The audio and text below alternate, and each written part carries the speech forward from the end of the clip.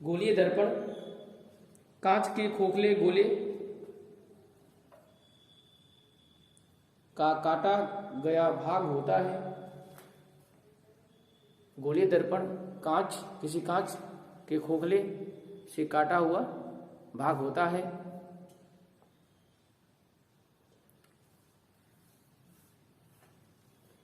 इसके एक तल पर सिल्वर या पारे की कलई, एक तल पर सिल्वर या पारे की कलई, एक तल पर सिल्वर या पारे की कलई तथा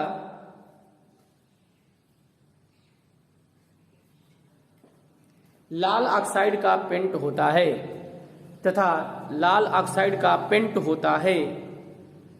गोलीय दर्पण कहलाता है। बस इतना ही लिख दीजिए, लाल ऑक्साइड का पेंट होता है, बस लाल ऑक्साइड का पेंट होता है तथा ऐसा। और आगे लिखिए, दूसरा तल परावर्तक तल होता है, दूसरा तल परावर्तक तल होता है। दूसरा तल क्या होता है? परावर्तक तल होता है। अच्छा सर, इसका मतलब आप क्या बताना चाहते हो? इसका मतलब ये बताना चाहते हैं सर, देखिए क्या बताना चाहते हैं, थोड़ा देखिए इधर। सर ये बताना चाहते हैं कि किसी कांच से कटा हुआ भाग होता है, किसी खोखले कांच से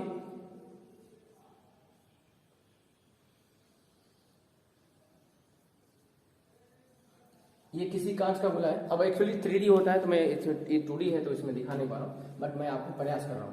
तो ये स्फीयर है, इसको क्या बोलेंगे? स्फीयर बोलेंगे। गोला, कांच का गोला, खोखले कांच का गोला, ये क्या है? खोखला कांच का गोला है, ठीक है। तो कांच का गोला है। अब इसे क्या किया, मान लीजिए यहां से काट दिया गया, तो यहां से काटोगे तो इसमें क्या से निकलेगा? ऐसा कुछ निकलेगा, ऐसा आपके पास फिगर आएगा? नहीं आएगा, नहीं आएगा। अब इसको क्या करो, आप दो तरह से कर दो कलई। मैं आपको सब बता रहा हूं, देखिए आपने क्या देखा, पहला देखा कि गोलीय दर्पण किसी खोखले कांच से कटा हुआ भाग होता है, जिसके एक तरफ क्या करते हैं, कलई किया जाता है सिल्वर या पारे की, और उसके ऊपर से चढ़ा देते हैं लाल ऑक्साइड का पेंट। अरे शीशा उसे देखे हो, मिरर में ही साइड मिरर देखा होगा, ये क्या नाम है, गाड़ी उड़ी का, उसमें शीशा उसे उसको फोड़ के देखना, पीछे में पेंट किया गया होता है, और वो कितना स्मूथ होता है, शाइनिंग होता है। क्यों? क्योंकि उस पर एक कलई किया जाता है, तब उसके बाद पेंट किया जाता है। समझ गई? पीछे उसके आगे जो होता है उसको क्या होता है, परावर्तक पृष्ठ बोलते हैं, जिसमें चेहरा दिखता है। चाहे किसी का भी देखना, अपना देखो, चाहे कुत्ता बिल्ली शिकार का देखो। तो इसमें देखो क्या करना है, मेरी बात को समझिएगा। अगर इसी मिरर को मैं ऐसे लिख रहा हूं, देखिए ध्यान से पूरी बात को, कहानी समझिए। मैं अगर इधर पेंट कलई करके आप पॉलिश कर दूं तो बन गया अवतल, इसका नाम पड़ गया अवतल। बातों को ध्यान दीजिएगा, दिखाई दे रहा है? अगर इसके अंदर पॉलिश कर दूं, अंदर की ओर, मतलब धसे बात की ओर, तो बन गया उत्तर। है ना कमाल की बात? काट लिया, काटने के जो कलई करने का, जो पॉलिश करने का तरीका था वो अलग अलग था। एक बार उभरे भाग की तरफ, एक तरफ धसे भाग की ओर। तो इसको इंग्लिश में बोलते हैं कनकेव। क्या बोलते हैं? कनकेव। इसको बोलेंगे कन्वेक्स, ठीक है। इनके पिताजी का नाम यही है, अरे पिताजी हैं, बच्चे इनके हैं ना, ये बच्चे हैं। अब देखिए इसका कोई सेंटर होता है, सेंटर होता है, यहां पे सी लिखते हैं, इसको मिला दीजिए। तो इसका भी कोई सेंटर होगा, ये भी सेंटर होगा कि नहीं होगा? बोलिए। तो ये भी, इसको बोलेंगे वक्रता केंद्र। क्या बोलेंगे यहाँ पे? वक्रता केंद्र। अब देखिए ये हो गया, अच्छा इसके सेंटर हो गया, जैसे इसके मध्य बिंदु, देखिए इसके मध्य बिंदु यहाँ पे सी हो गया। तो ये जो होगा ना, ये भी, ये दोनों क्या कहलाएगा, ये इसका सेंटर और इसका, ये दोनों को हम क्या बोलेंगे? वक्रता केंद्र। क्या बोलेंगे? वक्रता केंद्र, centre of curvature, centre of curvature बोला जाता है, ठीक है। सेंटर ऑफ कर्वेचर बोलेंगे, ठीक है। इसको अभी कह रहा है कि देखिए एक और बात है, ये जो मध्य बिंदु होता है दर्पण का, मध्य बिंदु ध्रुव कहलाता है। ध्रुव इंग्लिश में बोलेंगे पोल। क्या बोलेंगे? पोल। इसको भी पोल होगा, ये भी पी होगा, ठीक है। और ये जो सेंटर और पोल से होकर लाइन जो गुजरेगी ना, वह क्या कहलाएगा? मुख्य अक्ष। क्या कहलाएगा? मुख्य अक्ष। और ये भी लाइन जो गुजरेगा वो क्या कहलाएगा? मुख्य अक्ष, प्रिंसिपल एक्सिस, मुख्य अक्ष। ये सब बातें जानना जरूरी है, ठीक है। अच्छा एक और बात सुनिए, देखिए दर्पण का दोनों सिरा को मिला दिया जाए, ये जो सिरा मिला दिया जाए तो इसको द्वारक बोलेंगे। क्या बोलेंगे? द्वारक। और देखिए द्वार, घर का द्वारक दरवाजा होता है, दरवाजा। तो उसी बताइए, अब दरवाजा इतना छोटा है जिससे 2 लोग जा सकते हैं, और तो उसमें 2 लोग जा सकते हैं, तो एक बार में 10 लोग जा सकते हैं क्या? नहीं जा सकते। इसका मतलब कि ये पक्का क्लियर हो गया कि जो द्वारक होता है उसके अंदर सिर्फ उतना ही, मतलब जितना द्वारक होगा उतना ही सिर्फ प्रकाश की किरणें जाएंगी। अभी थोड़े नहीं, मतलब इस अगर कुछ बारें निकल जाती होंगी, लेकिन द्वारक जितना है उतना ही के अंदर प्रकाश जाएंगी ना। तो ये जो दर्पणों का दोनों सिरा है, दर्पण का जो दोनों सिरा होता है, ठीक है, उसको मिलाने वाली जो सबसे लंबी दूरी होती है, यानी जीवा उसको बोलेंगे। क्या बोलेंगे? जीवा। वह क्या कहलाएगा? द्वारक कहलाएगा। इसका भी ये देख लीजिए, ये द्वारक होता है, कायदे से समझिएगा, ये भी द्वारक, ठीक है। मुख्य अक्ष हो गया। इसके बीच एक बिंदु होता है जिसको फोकस बोलते हैं। क्या बोलते हैं? Focus, focus. इसको भी क्या बोलेंगे? इसके बिंदु एक बीच होगा, फोकस। अब मैं आपको थोड़ा सा क्लियर कर दूं, फोकस, सॉरी मैं सोच रहा हूं, इसलिए देखिए मिस्टेक हो गया। मैं सोच रहा था, देखिए कि फोकस बिंदु कैसे पता चला। तो जब पैरेलल रे जो है, समांतर किरणें जब जाती टकराती है ना, तो टकराकर जिस बिंदु से जाती हैं उस बिंदु को ही फोकस करते हैं, वो फोकस बिंदु हो जाता है।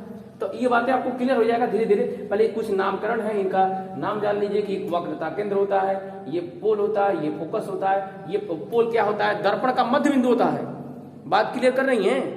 ये दर्पण का मध्य बिंदु, ये किसी कांच, खोखले कांच से कटा हुआ भाग होता है, ठीक है। अब डिफिनीशन लोग बनाने लगे। अभी आप कहेंगे सर जी इसका डिफिनीशन भूल गया मुझे, कैसे भूल जाएगा भाई? देखो गोलीय दर्पण क्या होता है, मैंने एक पहले क्या डिफिनीशन लिखवाया कि वह दर्पण, ठीक है, जिसका परावर्तक पृष्ठ गोलीय हो। देखा, परावर्तक पृष्ठ गोलीय नहीं है, ये परावर्तक पृष्ठ कहलाता है। ये क्या कहलाता है? परावर्तक पृष्ठ। जो आगे वाला पृष्ठ है ना, ये परावर्तक पृष्ठ कहलाएगा। क्या करेगा? परावर्तक पृष्ठ, पृष्ठ। ये भी कहेंगे परावर्तक पृष्ठ कहलाएंगे। ये भी क्या कहेंगे? परावर्तक पृष्ठ, ठीक है। रिफ्लेक्टेड सरफेस, इंग्लिश बोलते हैं रिफ्लेक्टेड सरफेस, जिसमें जिस सतह से, जिस तल से प्रकाश टकराकर वापस चली जाए वह प्रकाश का क्या है? परावर्तक तल है या पृष्ठ कहलाएगा। समझ रही है? ये कुछ बातें हैं जिसको ध्यान रखना पड़ेगा, समझ गए ना। तो ये वक्र है कि नहीं, कर्व है कि नहीं है? कर्व है ना, सीधा थोड़े नहीं है। सीधा हम लोग वाला पढ़ लिए प्लेन में, ये कर्व होता है। तो जिसका जो ऐसा दर्पण जो गोलीय होता है, जिसका परावर्तक पृष्ठ गोलीय होता है, गोलीय दर्पण है। गोलीय दर्पण के कितने बेटे हुए? 2 बेटे। तो लिखिए इसके 2 भाग होते हैं, इसके 2 प्रकार होते हैं, अवतल दर्पण, उत्तल दर्पण। गोलीय दर्पण के 2 बेटे हुए, जिसका नाम था अवतल और उत्तल। पहले ही बना लीजिए थोड़ा डायग्राम, कुछ बना के क्लियर करिए आगे। अब लिखिए, हेडिंग डालिए अवतल दर्पण। ये समझ आ गया पूरी बात? अवतल दर्पण लिखे। इसमें क्या है, बस इतना ही समझना है कि ये कांच का, खोखले कांच का गोला होता है, जिसे क्या होता है? काट कर निकाला जाता है। काट के निकाल के, ठीक है, इसको क्या किया जाता है? कलई की जाती है, पेंट की जाती है, ठीक है ना। तो अगर उभरे भाग की तरफ कलई करोगे, हाँ, पॉलिश करोगे, तो ये जो है कि अवतल बन जाएगा। धसे हुए भाग की तरफ पॉलिश करोगे तो उत्तल बन जाएगा। तो इसी डिफिनेशन को लिखिए, अवतल दर्पण। हेडिंग डालिए अवतल दर्पण। अवतल दर्पण हेडिंग डालिए पहला हमारा, अवतल दर्पण। फटाफट लिखिए, इसको बोलेंगे कनकेव मिरर। देखिए अवतल दर्पण, देखिए वह दर्पण, वह गोलीय दर्पण, देखिए वह गोलीय दर्पण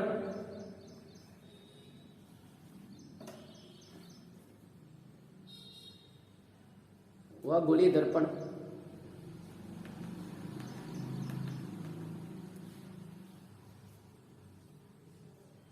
जिसके उभरे भाग में पॉलिश किया जाता है।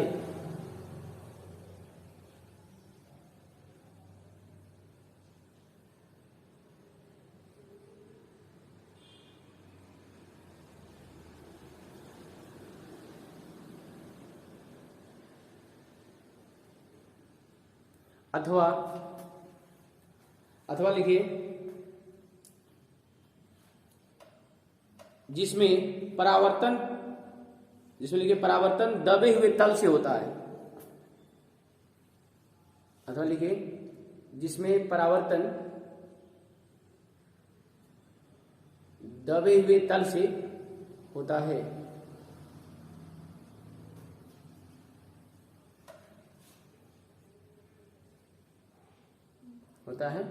अवतल दर्पण कहलाता है।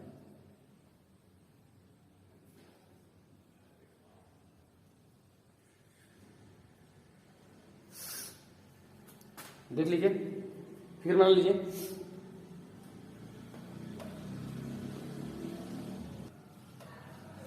नोट करिए इसको। हाँ तो देखिए क्या बोला कि जैसे ये एक मिरर बना लिया अवतल दर्पण, ठीक है। तो ये जो आगे वाला हिस्सा है ना, ये जो है ना आपका परावर्तक पृष्ठ हो जाएगा। ये क्या कहलाएगा? परावर्तक पृष्ठ। चलिए ये हो गया अवतल दर्पण।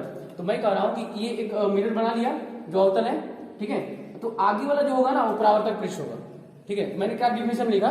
डिफिनेशन में ये लिखा गया है कि उभरे भाग की ओर पॉलिश किया जा रहा है अथवा उसका परावर्तन जो है दबे हुए या धसे हुए भाग की तरफ होता है। परावर्तन तल किधर से होता है? धसे, ये धसा हुआ भाग है ना, तो ये इधर से ही परावर्तन होगा। मतलब किरण इधर से इस पर आकर टकराएंगी और परावर्तित होंगी, समझ गया ना।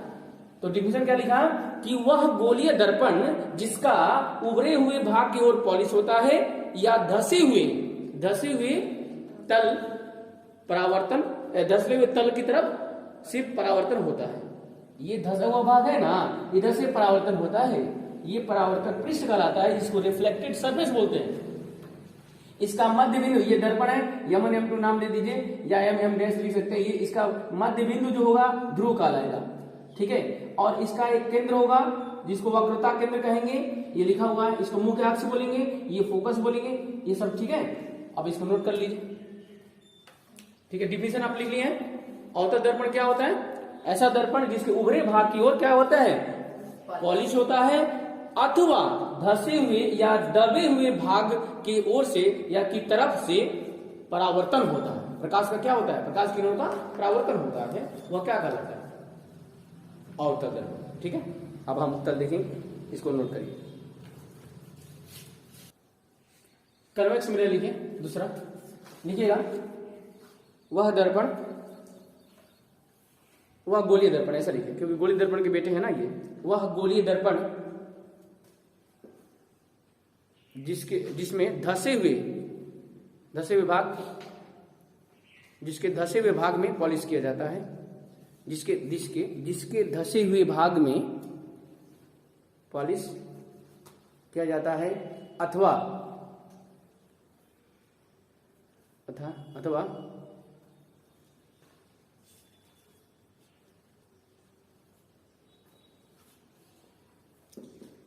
जिसमें परावर्तन उभरे हुए तल से होता है, अथवा जिसमें परावर्तन उभरे हुए तल से होता है, उभरे हुए तल से होता है, उभरे हुए तल से होता है। तो फिर इसका फिगर ऐसे बना लेंगे। अब देखिए फिगर ऐसे ही बनाएंगे। परावर्तन, एक और बात है, परावर्तन तल जो है हमेशा सामने रखना है, ठीक है, क्योंकि बाएं तरफ से प्रकाश डाली जाती है, प्रकाश किरणों में डाला जाता है। तो ये ऐसे फिगर बनाइए। इसका मध्य बिंदु को पोल नाम दे दीजिए, इसको M1 M2 नाम दे दीजिए। इसका सेंटर इधर कहीं अगर सर्कल बनाया जाए तो इधर सेंटर आएगा इसका C, इसके बीच में कोई होता है F बिंदु, फोकस जिसको बोलेंगे। और ये हो गया आपका, इसको इधर की तरफ क्या करा, धसे हुए भाग की तरफ पॉलिश करा गया। जल्दी लिखो फटाफट। ये मुख्य अक्ष है, मुख्य अक्ष लिखिए, मुख्य अक्ष बोलेंगे इसको। ये हो गया आपका ध्रुव बोलेंगे, इसको बोलेंगे फोकस, इसको बोलेंगे वक्रता केंद्र। सारी दुनिया ध्रुव से नापी जाती है। अब 1 by 1 करके देखेंगे। अभी अगला हेडिंग है, इसको बना लीजिए परावर्तक। हाँ ये परावर्तक पृष्ठ है, परावर्तक पृष्ठ या परावर्तन तल पृष्ठ, परावर्तक तल पृष्ठ। इससे क्या होती है? ये परावर्तक पृष्ठ है जिससे टकराकर प्रकाश वापस जाती है, ठीक है, या रिफ्लेक्ट होती है, समझिए ना, रिफ्लेक्टेड सरफेस बोलते हैं, परावर्तक पृष्ठ ये सतह, परावर्तक सतह या परावर्तक तल बोलेंगे इसको, इसी से। अब ध्यान से देखो, हेलो, ये देखिए धसे हुए भाग में पॉलिश करा गया, ये देखिए धसे हुए भाग में पॉलिश करा गया, और उभरे भाग में ये क्या है, परावर्तक तल है कि नहीं तल है। आपने डिफिनेशन ये लिखा भाई, डिफिनेशन कहीं उड़ के नहीं आ गया, इसी से बनाया गया कि धसे हुए भाग में पॉलिश किया जाए, अथवा ये बोल दो, इतना भी कह दोगे कि उभरे भाग से परावर्तन होता है, उभरे भाग में उभरे भाग से परावर्तन होता है, जबकि अवतल में क्या देखा, धसे हुए भाग से परावर्तन होता है भाई। उसके उभरे हुए भाग में क्या करते थे, पॉलिश करते थे, धसे हुए भाग परावर्तन होता था, वही तो है अवतल है, ये उत्तल है। इसमें धसे हुए भाग में क्या होगा, पॉलिश होगा, और उभरे हुए भाग से परावर्तन होगा, ठीक है। और हमेशा परावर्तक जो पृष्ठ होता है वह सामने होना चाहिए, एकदम देखने सामने, मतलब बाएं तरफ होना चाहिए, समझ गया ना। इधर से, क्योंकि इधर ही बाएं तरफ ही कोई वस्तु रखी जाएगी, और इधर से प्रकाश आपको डालना होगा, प्रकाश की किरण को डालना होगा। अब हेडिंग डालिए, अवतल दर्पण द्वारा प्रतिबिंब का बनना, अवतल दर्पण द्वारा प्रतिबिंब का बनना, ठीक है भाई। क्रम संख्या पहला, जब वस्तु कहां पे हो, वस्तु अनंत पे हो, कहां पे हो, अनंत पर हो। जब वस्तु का, वस्तु की स्थिति यहां पर लिखा ना, ये प्रतिबिंब की स्थिति, इसमें आकृति और इसमें प्रकृति देखेंगे, ठीक है। तो जब वस्तु अनंत पे हो तो उसका प्रतिबिंब जो बनता है, जब अनंत पे हो तो फोकस बनेगा, कहां बनेगा, फोकस बनेगा, एफ पर लिखिएगा, एफ पर लिखते रहिए, यहां पर बनेगा, और बनेगा वास्तविक, ठीक है। प्रकृति में लिखेंगे, पहले इसको आकृति लिखिए, आकृति कैसी होगी, वस्तु से बहुत छोटा, वस्तु से बहुत छोटा, लगभग लगभग लगभग बिंदु आकार, बिंदु आकार, बिंदु आकार का, ठीक है, बात समझ आ गई। अब देखिए इसकी प्रकृति होगी वास्तविक उल्टा होगी, वास्तविक तथा उल्टा, ठीक है, पहला हो गया। दूसरा स्थिति लिखिए, जब वस्तु, अच्छा अनंत को सिंबल कैसे होता है, अनंत ये होता है, अनंत ऐसे, तो जब वस्तु कहां पे हो, अनंत और सी के बीच हो, सी के बीच हो, छोटा छोटा लिखना है, जगह कम है। वक्रता केंद्र, सी मतलब वक्रता केंद्र, सी क्या है, वक्रता केंद्र पे होगा, तो जो है इसका प्रतिबिंब होगा एफ और सी के बीच बनेगा, एफ और प्रतिबिंब जो सी के बीच बनेगा, एफ और सी के बीच कहीं बनेगा, ठीक है। और कैसा बनेगा, वस्तु से छोटा ही बनेगा, वस्तु से छोटा, ठीक है। और वास्तविक उल्टा, वास्तविक तथा उल्टा, ठीक है, क्लियर है ना। अब एक और तीसरा लिखे, तीसरा लिखे, जब सी पर हो, जब वस्तु कहां पे हो, वक्रता केंद्र सी पर हो, सी पर होगा, तब इसका प्रतिबिंब क्या बनेगा, सी पर ही बनेगा, वक्रता केंद्र सी पर ही बनेगा, सी पर बनेगा, ठीक है। वस्तु के बराबर बनेगा, वस्तु के बराबर, बराबर, और वास्तविक तथा उल्टा, ठीक है, इसको नोट करिए। चौथा लिखिए, तीसरा हो गया ना, चौथा लिखिए, कहां तक गाड़ी पहुंच गई, वक्रता केंद्र पर, वक्रता केंद्र वस्तु था तब हो गया ना तीसरा केस। हम चौथा केस लिखिए, जब वस्तु क्या पे हो, सी वक्रता केंद्र और एफ फोकस के बीच हो,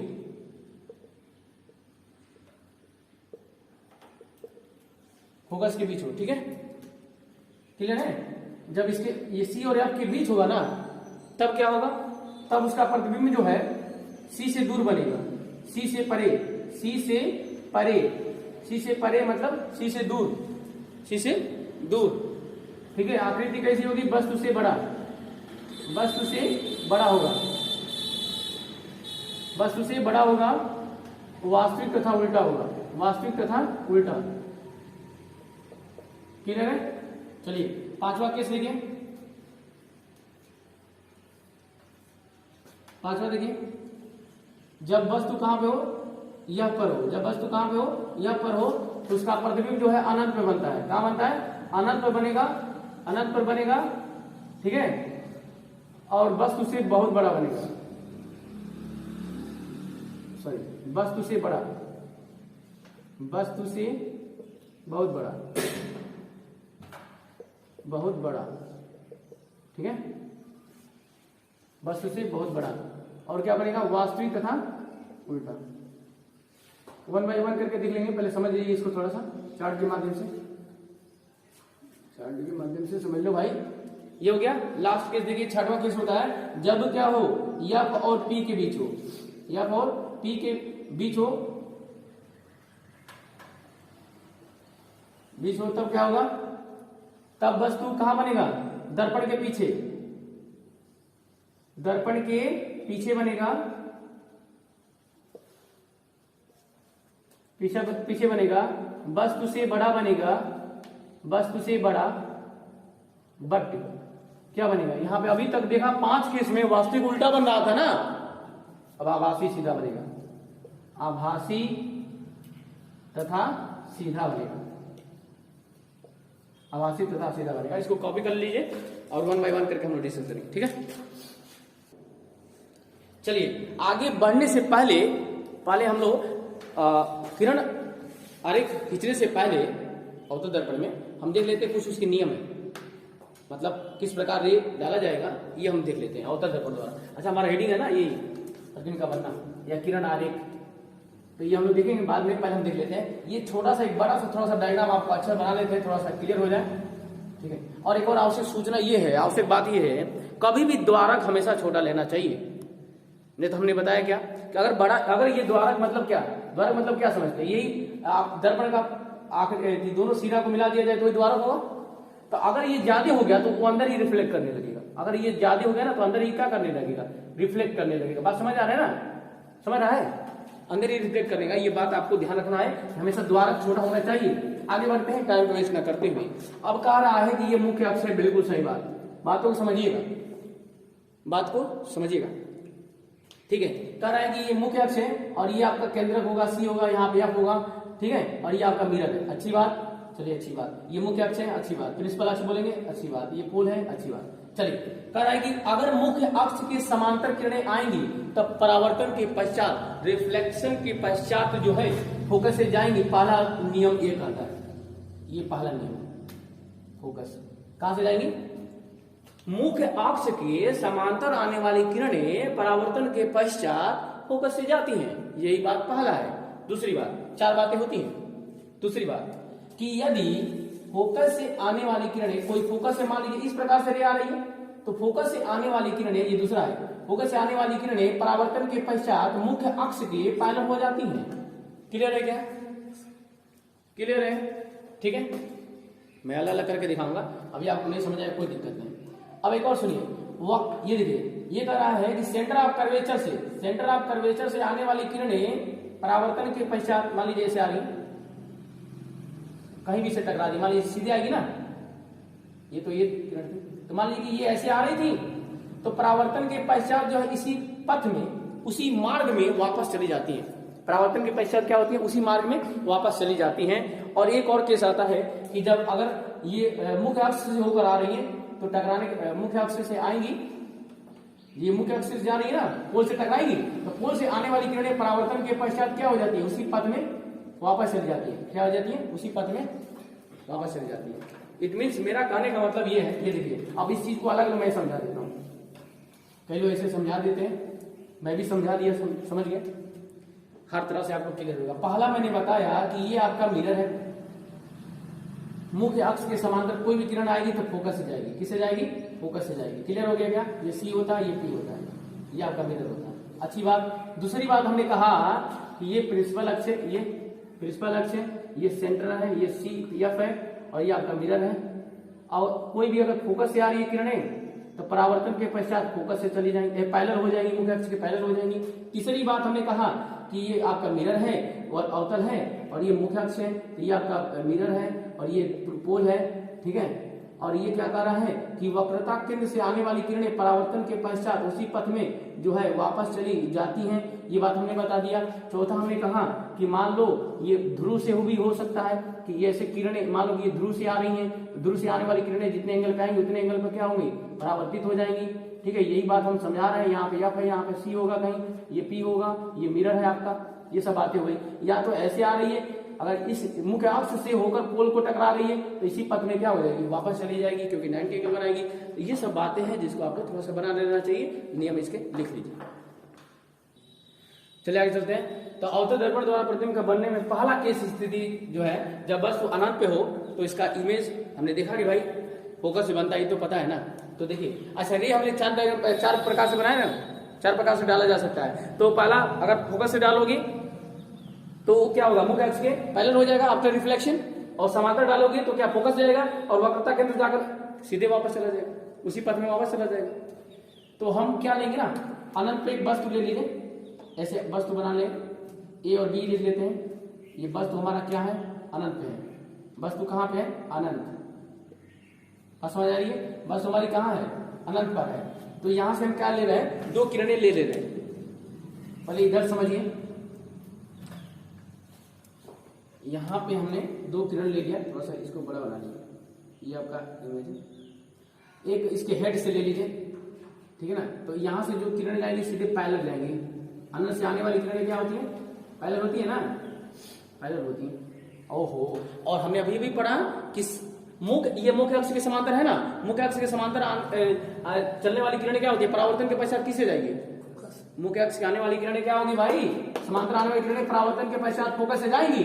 तो फोकस से भेजो ना, फिर सोच क्यों रहे हो, भेजो इसको, फोकस से जाएगी, फिर ये भी फोकस से जाएगा बेचारा।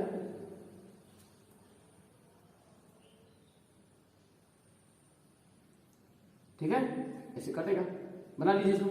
तो इसका मतलब सुनिए, एक मिनट मुझे बना ही नहीं, पहले इसको समझिए। फोकस मिला कहा, दोनों 2 किरणों ने एक दूसरे को कहां काटा, कहां मिला, फोकस में मिला। तो इसका प्रतिबिंब कहां बना, प्रतिबिंब कैसा बना, प्रतिबिंब कहां बना, देखिए फोकस पर बना। पहली बात, फोकस पर कैसा बना, लगभग बिंदु आकार दिख रहा है कि नहीं दिख रहा है, लगभग बिंदु आकार का, बिंदु आकार का, वस्तु से मतलब बहुत छोटा बिंदु आकार का है।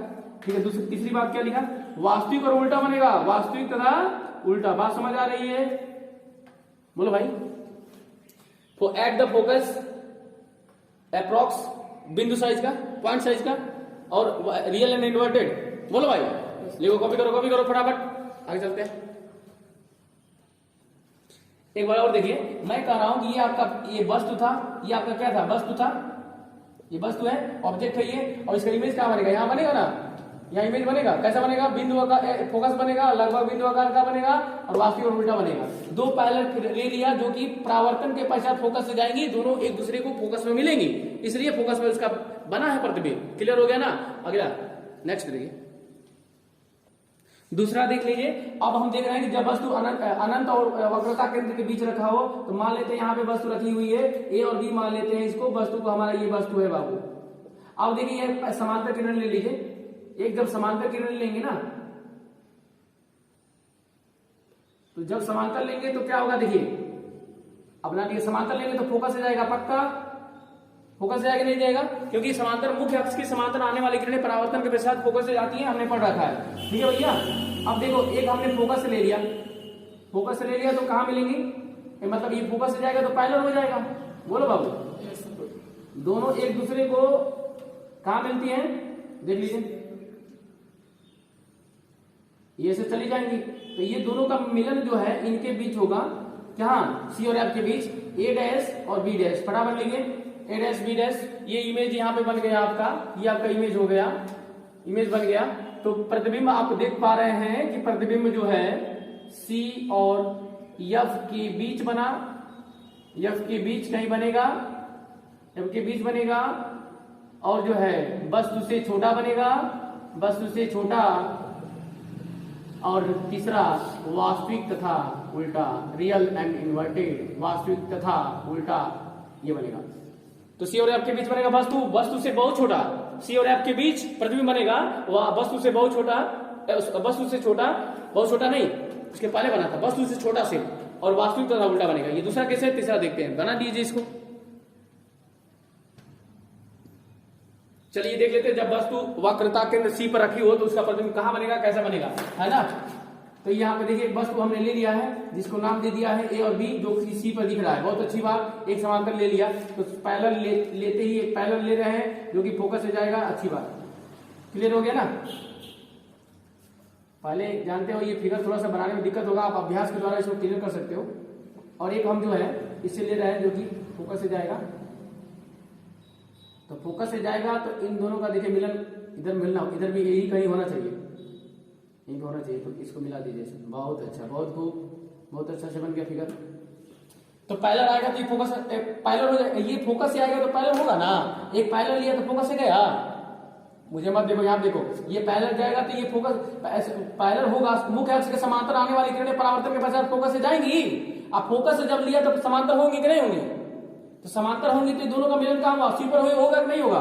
तो कहां बनेगा प्रतिबिंब, कैसा बनेगा, कहां बनेगा, प्रतिबिंब जो है सी पर ही बनेगा, सी पर बनेगा। और दूसरी बात ये होगी, वस्तु के बराबर बनेगा, वस्तु के बराबर बनेगा, बराबर। ये पूछा गया सवाल है कि कौन सा ऐसी स्थिति है जब वस्तु के प्रतिबिंब जो है वस्तु के बराबर बनता है। ये बहुत लाजवाब क्वेश्चन है जिसका कोई जवाब नहीं। तो वास्तविक और उल्टा ही बनेगा, वास्तविक तथा उल्टा, जल्दी कॉपी करो, वास्तविक तथा उल्टा बनेगा। दो केस, तीन केस हो गया, चौथा केस देखते हैं। तो आइए देख लेते हैं, जब वस्तु कहां हो, सी और एफ के बीच हो, तब उसका प्रतिबिंब कहां बनेगा, कैसा बनेगा, ये समझ लेते हैं, राइट। चलिए आगे देखते हैं। तो प्रतिबिंब ये रखा हुआ है, इसके बीच में मैंने भी यहाँ पे दिखा दिया है, सी और एफ के बीच में आ गया है, यहाँ ए और बी दिखा दिया। और इसका प्रतिबिंब बनाते हैं। सबसे पहले समांतर किरण लेते हैं, तो समांतर लेंगे तो फोकस से जाएगा, अच्छी बात। आप भी ले जाओ, अच्छी बात, अच्छी बात। अब देखिए भैया, अब क्या ना, एक फोकस से मैंने ले लिया, एक फोकस से ले लिया, ये देखिए फोकस से गया सीधा, और इन दोनों का देखिए ये पैरेलल हो जाएगा, मुख्य अक्ष के समांतर हो जाएगा।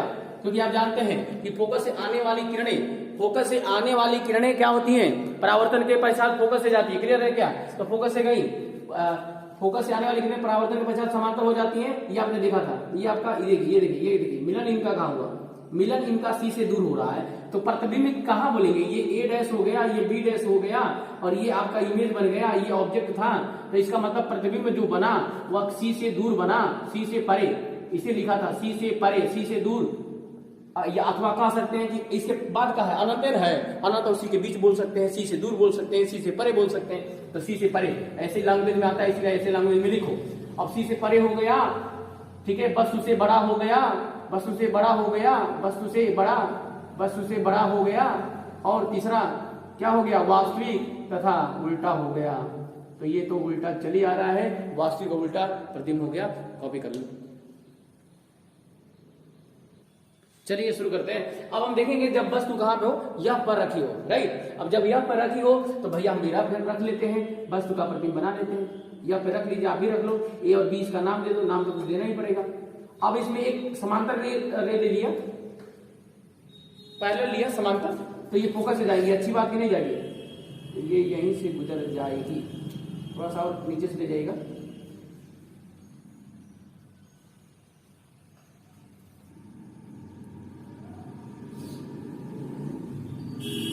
सीधे से जाएगी, ठीक ना, सीधे से निकल जाएगी, क्लियर है ना, आगे सीधे निकल जाएगी, ठीक है।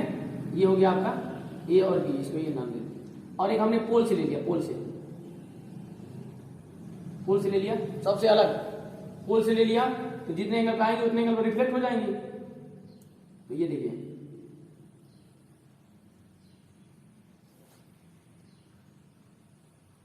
ये से ऐसे आ रही है, ठीक ना, ऐसे आ रही है। तो मान लिया